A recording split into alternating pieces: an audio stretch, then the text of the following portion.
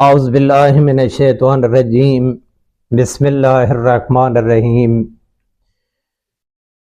ایک چیز جو آج ہم نے فراموش کر دی ہے وہ موت ہے، وہ قبر ہے۔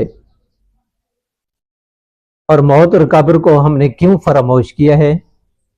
آئیے روایت سنتے ہیں۔ امام علی علیہ السلام سے کسی نے سوال کیا کہ مولا آپ یہ فرمائیں ہم موت کو کیوں ناپسند کرتے ہیں؟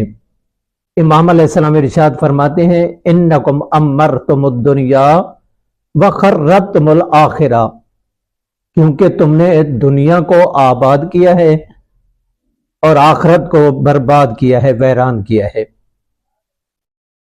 دنیا کو آباد کیا ہے، حب الدنیا حب المال، یہ ایک ایسی چیز ہے کہ جہاں مال ہوگا انسان کا دل وہیں ہوگا، جہاں دنیا ہوگی انسان کا دل وہیں ہوگا۔ اگر انسان دنیا سے اپنا دل اٹھا لے اور آخرت کی تیاری کرنا شروع کر دے تو وہ کبھی بھی موت کو ناپسند نہیں کرے گا، بلکہ خواہش کرے گا کہ میں اس دنیا سے جاؤں، جو مقام اللہ نے میرے لیے بنائے وہ میں جا کر اس کو اپنی آنکھوں سے مشاہدہ کروں۔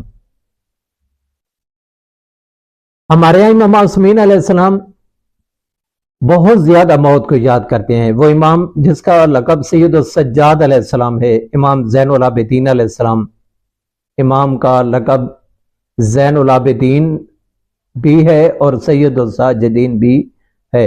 یہ امام علیہ السلام دعائے ابی حمزہ سمالی میں روتے ہیں اور رو کر گریہ کرتے ہیں، آخرت کو یاد کرتے ہیں، کبھی قبر کو یاد کرتے ہیں، کبھی لاحت کو یاد کرتے ہیں، اور کبھی منکر و نکیر کے سوالات کو یاد کرتے ہوئے فرماتے ہیں اب کی فمالی لا اب کی، میں کیسے گریہ نہ کروں، میں کیسے نہ روم۔ فرماتے ہیں اب کی لخروج نفسی، میں تو اس وقت کو یاد کر کے گریہ کر رہا ہوں جب میری روح میرے بدن سے نکال لی جائے گی۔ فرماتے ہیں اب کی لظلمات قبری، میں قبر کی تاریکی کو یاد کر کے گریہ کر رہا ہوں۔ اب کی لذیق لحدی، امام فرماتے ہیں میں قبر کی لاحت کو یاد کر کے گریہ کر رہا ہوں۔ اب کی لسؤال منکر و نکیر، میں منکر و نکیر کے سوالات کو یاد کر کے گریہ کر رہا ہوں۔ آج انسان نے قبر کو فراموش کر دیا ہے، آخرت کو، حب الدنیا حب المال، اس قدر انسان اس پسترین دنیا کے ساتھ وابستہ ہو چکا ہے کہ اس نے قبر کو فراموش کر دیا، خدا کو فراموش کر دیا، جبکہ یہ قبر روز آوازیں دے کر پکارتی ہے اور پکار کر کہتی ہے انا بیت الغربہ، میں غربت کا گھر ہوں، انا بیت الوحشہ، تاریکی کا گھر ہوں، انا روزۃ من ریاض الجنہ،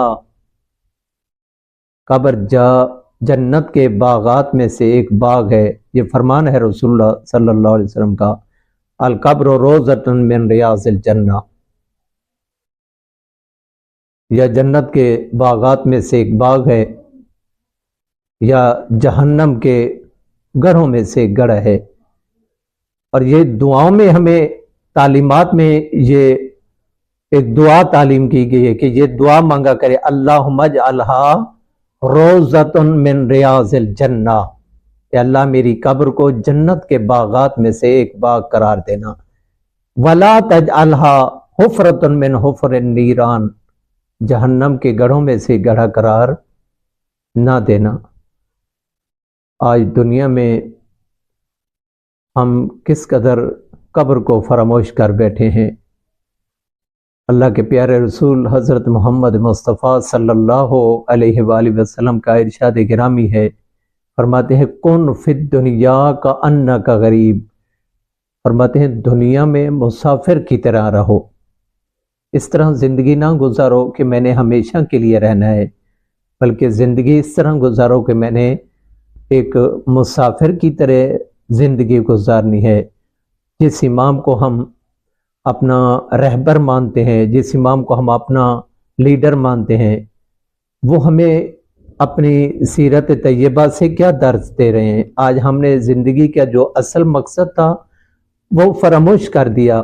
آپ کو معلوم ہے کہ اگر کوئی قافلہ ہو اور قافلہ سالار یہ اعلان کر دے کہ آنے والی منزل بہت سخت ہے، وہاں راستہ میں نہ آبادی ہے، نہ پانی ملتا ہے، نہ کھانا ملتا ہے، اور سالار اس قافلہ میں یہ اعلان کر دے کہ جتنا ممکن ہو اپنے لیے انتظام کر لو کیونکہ راستہ میں کچھ میسر نہیں آنا، تو پھر کیا ہوگا؟ ہر شخص کوشش کرے گا انتظام کرنے کی۔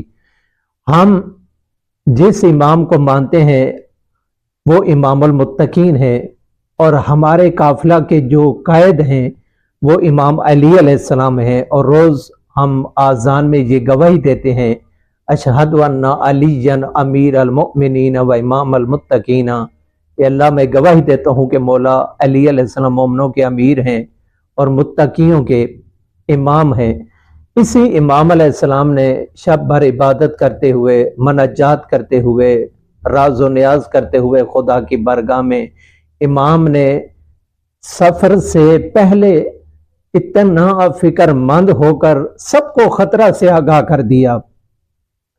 سب کو نہج البلاغہ میں خطرہ کی وہ گھنٹیاں سب موجود ہیں، اگر ہم دقت سے پڑھیں۔ امام فرماتے ہیں مسجد کوفہ میں آپ راتوں کو چیخ چیخ کر فرمایا کرتے تھے، آہ من قلت الزاد و بعد السفر، افسوس زاد راہ بہت کم ہے اور سفر طولانی ہے۔ نہج البلاغہ کی حکمت نمبر 77 میں یہ امام علیہ السلام کا فرمان ہے۔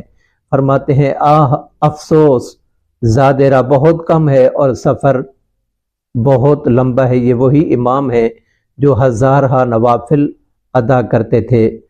اللہ تعالی ہم سب کو امام المتقین کا حقیقی پیروکار بننے کی توفیق عنایت فرمائے۔ اللہم صلی علی محمد و آل محمد وعجل فرجہم۔